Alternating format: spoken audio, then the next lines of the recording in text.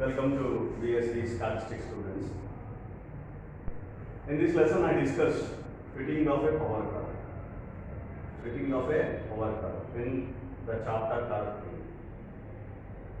So first of all I consider the power curve. Let the power curve is y is equal to a into x power b. This is what the power curve. For any kind of curve, what we have to consider is consider logarithms and convert in terms of the form of a straight line. So therefore consider logarithms on both sides. Log y is equal to log a plus b log x. Log a plus b log x. Log a plus log x power b. X power b is b log x. Right? So this is what the kind consideration after considering the logarithms. Now let log y is equal to log small y. I am considering capital Y, right? And log small a I am considering capital A, right?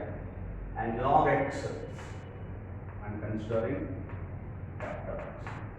These are the considerations I did in this particular equation, and then this equation becomes y is equal to a plus b capital X, bx.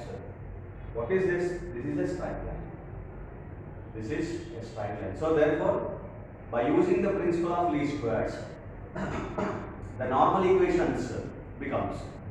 What are the normal equations for this particular straight line? Let you consider this is the power curve equation 1, and this is what the equation 2, which gives the straight line. So therefore, the normal equations for this equation by using the principle of least squares is summation y is equal to na plus b summation x. That is the first normal equation. Let me call equation 3. And the second normal equation is to multiply with x summation xy is equal to a summation x plus b summation x square. That's what equation number 4. These are the two normal equations we can obtain by using the principle of least squares. Hence, by solving these normal equations, then we will get the parameters capital A and small b. The parameters capital A and small b we can obtain, which gives this straight line. Now you have to find out the parameters a, small a and small b. Small b was already which will be find out, which is already calculated from this particular right line procedure.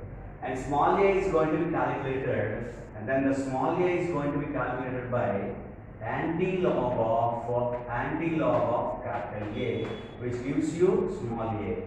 And with these values of small a and small b, which this is equation 1 provides the best fit of the power curve. The best fit of the power curve for the given data. What is the given data? x1 by 1, x2 by 2, and so on xn by n. That is our consideration. The bivariate distribution, the bivariate data for that particular bivariate data, and which gives that is y is equal to ax plus b for what are the values provided parameters. The values of the parameters a and b provides the best power curve for the given data. This is a simple procedure of fitting of a power curve. The power curve is going to be considered logarithms, and it is going to be converted in terms of straight line. And for straight line normal equations we have to use by using the principle of least squares, and then the parameters capital A and small b is going to be obtained, and small a is going to be calculated by anti-log of capital A. And with these parameters small a and small b, which gives the best fit of the power curve for the given data. Thank you.